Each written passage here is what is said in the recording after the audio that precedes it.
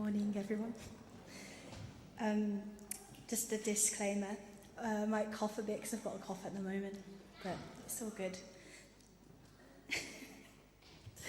So, my aims for this morning are kind of to unpick the passage verse by verse first, and then talk of the passage as a whole, because it is a short passage. And when I first saw in the row today it was 5 verses, I thought, gosh, how am I going to do a talk on 5 verses, because it seemed really short. But then when I read the words and kept reading them, like we've just heard, there is actually so much in this passage. So hopefully you'll see that too. So in the first verse, verse 11, I think it's really setting the scene for us. Jesus is making his way to Nain. His disciples are with him. There's a large crowd following him.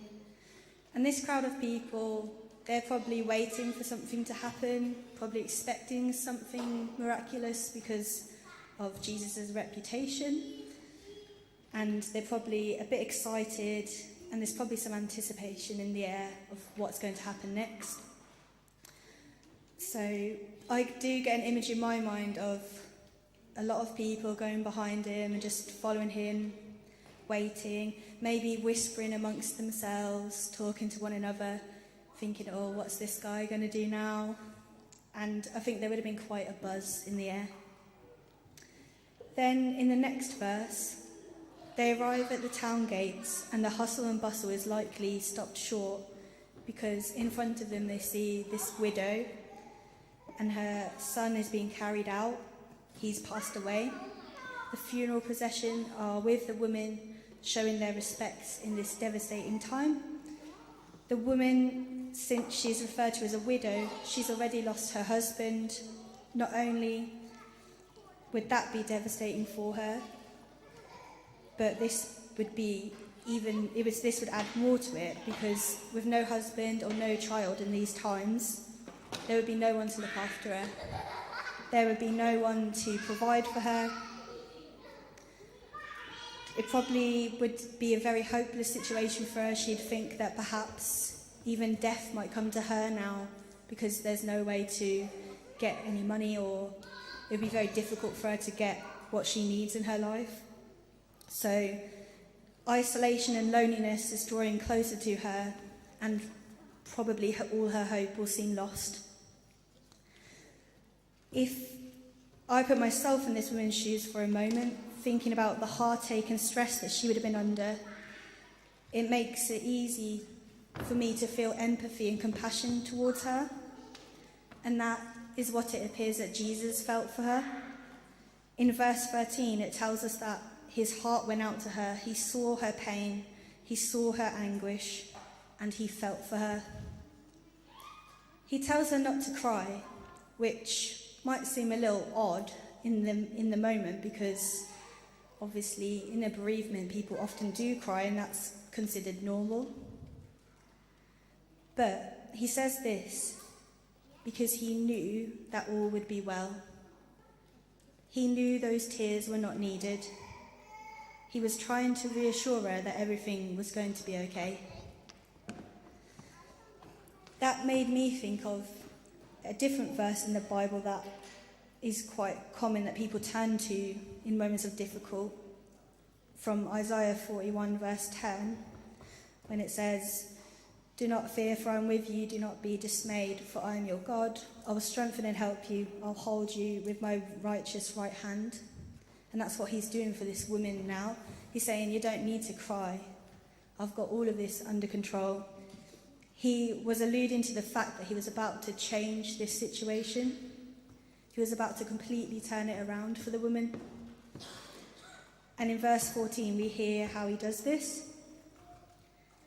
He walks over and touches the bier, making himself ceremonially unclean. If someone did this in these times, they wouldn't be able to do any holy activities for about 7 days. So it is a big thing for him to touch a dead person. But he knows that this man is going to live, and that's why he tells him to get up. His body was being carried out, on its way for burial. The crowds with the woman and the crowds with Jesus probably were thinking, what is going on? Wondering what he was doing. Even if they'd heard some of his miracles, I'm sure they probably wouldn't have been convinced this was going to happen, because it's not every time Jesus performs a miracle that he brings someone back to life. They probably felt amazed and astounded when the man sat up and started talking.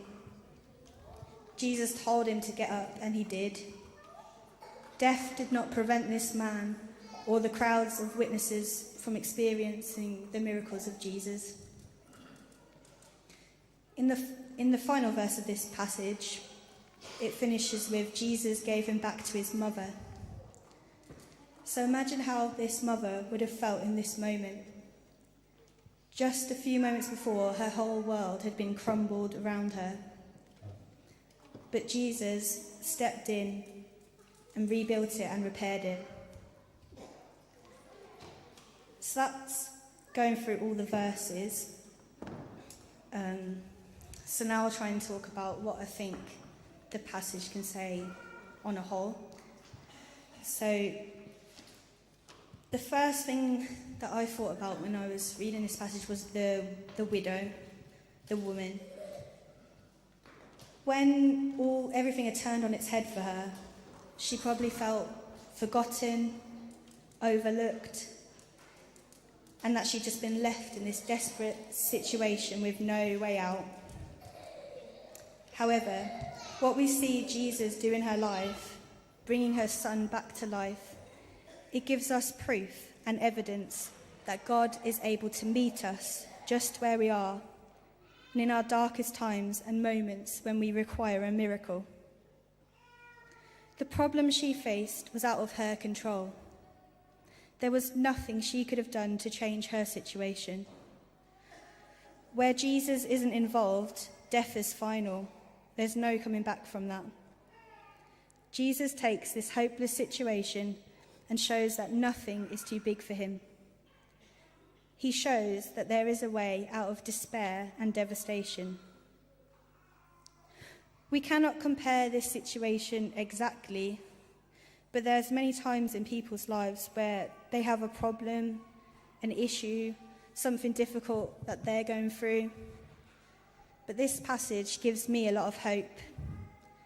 It tells me, even in the deepest problems, to hold on and to trust that Jesus will make a way.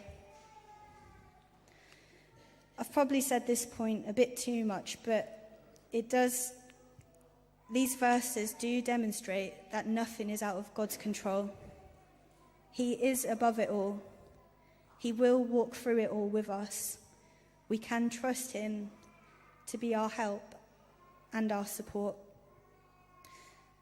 This woman wasn't necessarily in this moment looking for help, but it came to her in her desperate need. Because we don't hear her, it doesn't say in the passage that she was praying right there and then for a miracle. She may have been beforehand, but Jesus meets her in her desperate need.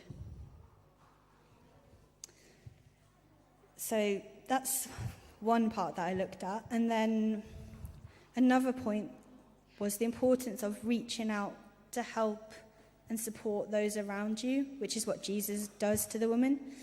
He shows that he has compassion. He could have just showed respect as the body passed by, but no, he saw a need and did what he could in that moment to assist the widow. I mean, we're probably not going to be able to bring loved ones back to life, but there are things we can do to support people around us. When I think of all the people in my life that I know people who are struggling with something. And it's easy to be empathetic in words and to feel sorry for a person. But what is stopping us from trying to help? Is there something practical we can do? Could we not only lend a listening ear, but also offer advice, support, even if it's not directly from ourselves? Would someone in need accept a prayer for their situation? And I mean, even if they won't, nothing stops us praying for them in private.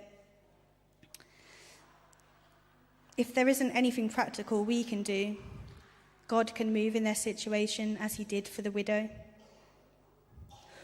One little action could make a huge difference in someone's life. This passage has inspired me to try and reach out more to people in my life who I know need a bit of extra support. Throughout the Bible, we are told to be there for one another. We see examples of this when Jesus tells us to love others as he has loved us. The Bible's full of Jesus showing us how to treat people and examples of him supporting people, and often those who in society are seen as people that others look down on or feel sorry for, but perhaps we can be more like Jesus and lend a helping hand to these people. So, in conclusion, this short passage is one that speaks hope into hopeless situations and love and care for one another through action. As we reflect on these words, may we think of what we can do to support people in our lives. May we ask God to help us to be like he is and to guide us to do his will throughout our lives. I hope that we will remember how much we matter to Jesus. He has the same care and compassion shown to the widow for us.